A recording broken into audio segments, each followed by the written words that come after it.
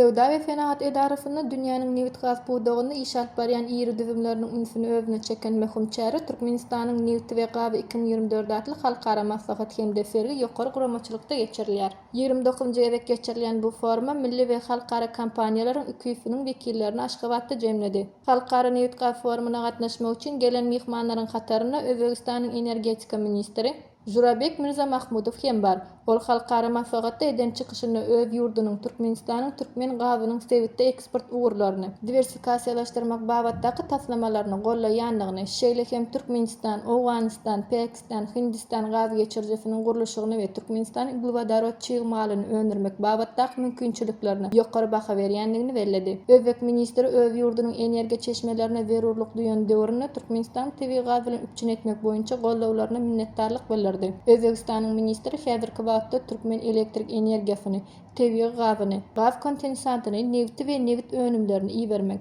şeýle hem türkmen elektrik energiýasyny Gyrgyzstana öftaşyr iýermek boýunça netijeli hyzmatdaşlygyň ýoly goýulandygyny aýtdy. Foruma gatnaşan dünýäniň iň iri newit gaz kompaniýalarynyň biri bolan CNPC kompaniýasynyň baş direktorynyň orunmasary Çyjan Dobawy häzirki wagtda Türkmenistan bilen Hytaýyň arasyndaky tebii gaz sewdasynyň meçhuri 415 milliard kub metr deň bolandygyny aýtdy. Newit gaz forumunyň esasy mihmanlaryndan biri bolan Dragon Oil kompaniýasynyň baş direktori Ali Rashid Aljarvan, Dragon Oil kompaniýasynyň Türkmenistandaky maýa goýumlary 10 milyar dolara barabar bolandygyny aýtdy. Dragon Oil kompaniýasy özüniň strategiýasyny gaýtadan seredip, guýularyň önünçiliginiň netijeligini ýokarlandyrmagy, nefti gaýtadan öndürmek, gazy ýygnamak we gazyň ýakylşyny azaltmagy üns berdik diýip kompaniýanyň ýolbaşçysy bellädi. Türkmenistan özüniň tebii gazynyň eksport ugurlaryny giňeldirýär. 2024-nji ýylyň başyndan beri Türkmenistan Özbegistana 1,106 milliard kub metr tebii gaz eksport etdi. Bu barada Aşgabatda geçirilen Türkmenistan nefti we gazy 2024 adly halkara maslahatynyň plenar mejlisinde çykyş eden Türkmen Gaz Döwlet konserniýeriniň başlygy Maksat Babaýew belläp geçdi. Şeýle hem Maksat Babaýew 19 oktýabrda Türkmen Gaz Döwlet konserni bilen Irak Respublikasynyň energetika ministrliginiň arasynda degişli alalaşyň gazanylandygy we şoňa laýyklykda Iranyň üssü bilen Iraka türkmen tebii gazynyň iýerilejekdigini bellädi. Türkmen Gaz Döwlet konserniýeriniň başlygy Maksat Babaýew halkara maýdarlary Türkmenistandaky ägert uly taslamalara ýerasty tebii gaz desfalaryny gurmagy